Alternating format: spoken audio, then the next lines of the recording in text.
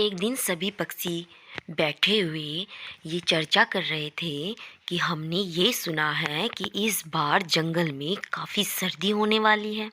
वो ऐसी बातें कर ही रहे थे, तभी जंगल के राजा के सिपाही वहाँ आते हैं और ये अनाउंसमेंट करके जाते हैं कि सभी पक्षी अपने घरों की अच्छे से मजबूताई से मरम्मत कर ले, क्योंकि इस बार सर्दियों में बारिश के साथ साथ बर्फबारी भी बड़ी तेजी से पड़ेगी। सूचना पक्षी ऐसा बोलकर वहां से चले गए। तभी सभी पक्षी ये बोलने लगे कि लो भाई, अब क्या हमारे खाने पीने की चिंता कम थी, जो इस बार कुदरत का कहर भी दौड़ेगा। ऐसा बोल ही रहे थे तो सभी पक्षी कहने लगे कि ठीक है, कल हम सब जंगल की ओर चलते हैं, अपने घरों के लिए कुछ लकड़ियाँ इकट्ठी कर लेते हैं, खाने के लिए कुछ भोजन और जलाने के लिए भी कुछ ईंधन इकट्ठा कर लेते हैं। अन्यथा इस बारिश में और बर्फबारी में हम कहाँ जाएंगे। और जिस हिसाब से ये सूचना पक्षी सूचना देकर गए हैं, उस हिसाब से सर्दी बहुत पड़ने वाली है। हाँ भाई, तुम कह तो सही रही हो, रानू को लाडो बोलती है। तभी कालू कौवा कहता है कि हाँ हाँ, कल मैं तुम सबको उस जंगल ले जाऊंगा जहाँ पर सूखी लकड़ी, खाने के लिए कुछ भोजन हमें मिल जाएगा। ऐसा बोलकर अगले दिन शाम को वो सभी पक्षी इकट्ठा हुए और अपना खाने के लिए भोजन, अपने घर की मजबूत के लिए लकड़ी और जलाने के लिए कुछ ईंधन भी वो इकट्ठा करने के लिए कहने लगे।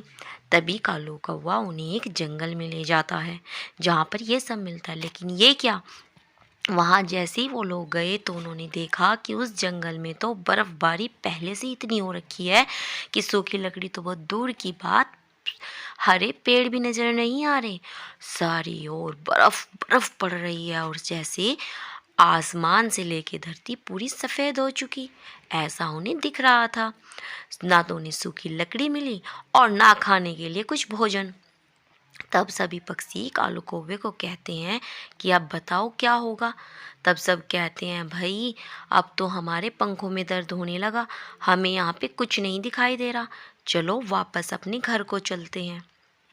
ये बोलकर कालू कौवा सभी पक्षियों को कहता है ठीक है, देखते हैं अब क्या होगा। वैसे भी हम सब ने भोजन तो इकट्ठा किया हुआ है, किंतु अपने घर को मजबूत हमने नहीं किया। और जिस तरीके से इस जंगल में बर्फबारी है तो लगता है कि 2 दिन बाद तो हमारा जंगल भी इसी तरीके से पूरा बर्फ से सफ़ेद हो जाएगा। तब सभी पक्षी ये बोलते हैं ठीक है, जो भी कुछ मिलता है उसे लेकर जल्दी से घर चलो, अन्यथा हम यहाँ से वापस अपने जंगल को भी नहीं लौट पाएंगे। इस सर्दी के मारे हमारे पंखों में दर्द होने लगा। तब कालू कौवा कहता है ठीक है, हम सब वापस चलते हैं, अब देखते हैं कि आखिर करना क्या है। वो सभी पक्षी वहाँ से वापस जाने की तैयारी करते हैं और वहाँ से निकल जाते हैं, क्योंकि वहाँ पर बहुत तेज़ बर्फबारी और तूफ़ानी हवाएं चलने लगी थी। कालू कौवा उन्हें वापस जंगल ले आता है।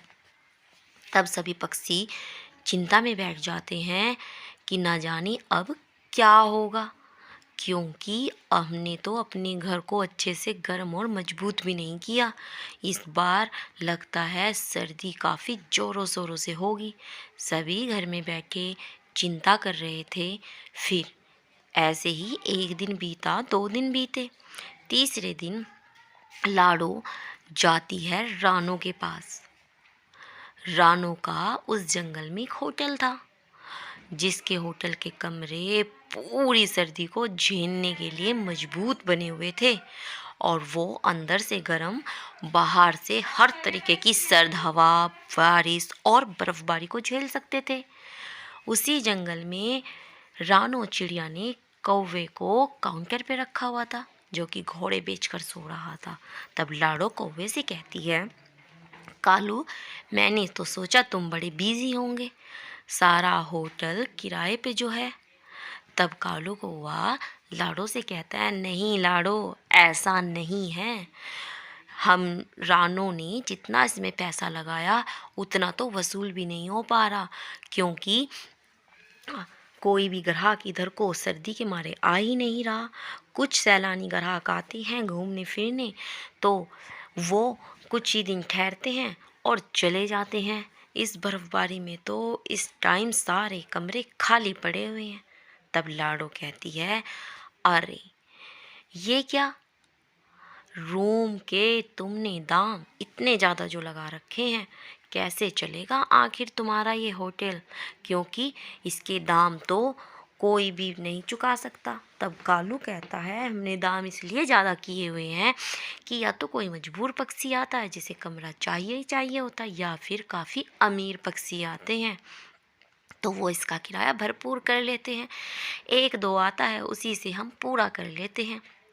तब कहती है लाडो के, नहीं भाई, वहाँ पर रानू भी आ जाती है। तब लाडो रानू को ये सलाह देती है कि तुम और कालू अपने होटल के कमरों के दाम कम करो। दाम कम होंगे तो आसपास के पक्षी भी जो घूमने आते हैं तुम्हारे होटल को किराए पे ले लिया करेंगे। बात रानू को बड़ी पसंद आती है। तब लाडो को रानू कहती है, ठीक है, तो चलो तुम ऐसा करो लाडो, मैं तुम्हें कुछ पैसे दे दूंगी, तुम ऐसा करना, पूरे जंगल के पक्षियों को ये सूचना दे देना।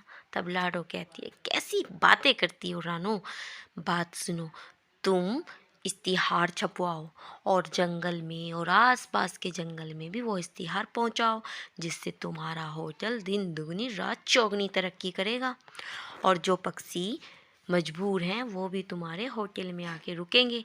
जिन्होंने घर भी नहीं बनाया वो भी इन सर्दियों में तुम्हारे होटल में आएंगे, जिससे कि जंगल में तुम्हारे होटल का नाम होगा। तब कालू रानू को कहता है कि बात तो सही है, किंतु जो हमारा कुक था ना, खाना बनाने वाला रसोइया, वो चला गया। इन सर्दियों वापस अपने जंगल चला गया। इस बात को सुनकर रानू बड़ा परेशान हुई। रानू बोली, तो अब क्या किया जाए, रूम रूम के चक्कर में खाने के लिए भी तो कुछ चाहिएगा। तब रानू को एक बात याद आती है। उसकी एक गरीब बहन हुआ करती थी जो कि बड़ी गरीब थी, लेकिन उसके हाथ में बड़ा कमाल का जादू था खाना बनाने का। उसे पिज़्ज़ा बनाना बड़ा पसंद था, और वो जो उसके हाथ का एक बार पिज़्ज़ा खाए तो खाते ही रह जाए। रानू के दिमाग में आया, क्यों ना मैं अपनी बहन टुन्नी को बुलाकर इस जंगल में उसका पिज़्ज़ा का और उसके पकौड़ों का स्टॉल लगा दूं। मेरे होटल के साथ साथ उसका खाने का भी कारोबार अच्छा चल सकता है, और अगर उसका एक बार नाम हो गया ना तो उसका भी अपना स्टॉल हो सकता है। उसके दिमाग में यह आइडिया आते ही उसने अपनी टुन्नी बहन को तुरंत फ़ोन कर बुलाया। जैसे ही वो आती है उसने देखा कि रूम के दाम जैसे ही कम हुए सभी पक्षी उसके होटल में आना शुरू हो गए। उस होटल के नीचे ही जंगल में टुन्नी ने अपना पिज़्ज़ा स्टॉल लगाया। सभी पक्षियों को बड़ा मज़ा आया। एक दिन लाडो बोली, ये तो सोने पे सुहागा हो गया, रहने के लिए इस सर्दी से बचने के लिए रूम भी मिल गए, और गरम गरम पिज़्ज़ा और पकोड़े भी मिल गए। इस बार की सर्दियों का तो कमाल हो गया। सभी bonfire के पास आए, पिज़्ज़ा खाया और खूब मस्तियाँ की। इस तरीके से जंगल में उन पक्षियों का दिन कटते गए। धीरे धीरे टुन्नी का और रानू का होटल तो फेमस हुआ, टुन्नी का पिज़्ज़ा भी बड़ा फेमस हो गया। उसकी मेहनत भी रंग लाई और दोनों ने अच्छा कारोबार चलाना शुरू कर दिया। इसीलिए कहते हैं, दिमाग से किया गया काम कभी फेल नहीं होता। तो ये कहानी आपको कैसी लगी आप हमें कमेंट बॉक्स में ज़रूर बताना। साथ ही साथ चैनल को लाइक शेयर सब्सक्राइब किए बिना कहीं नहीं जाना। बेल आइकन बटन प्रेस कर देना ताकि आपको आने वाली सभी वीडियो का नोटिफिकेशन मिल जाए। जंगल की प्यारी प्यारी कहानी को देखने के लिए आप चैनल को सब्सक्राइब ज़रूर कर देना, और कमेंट में आपको बताना कि आपको कौन सा करैक्टर सबसे ज़्यादा पसंद है। तो एक बार फिर मिलते हैं हम नई कहानी के साथ। जब तक आप इजाज़त दीजिए। जय हिंद, जय भारत।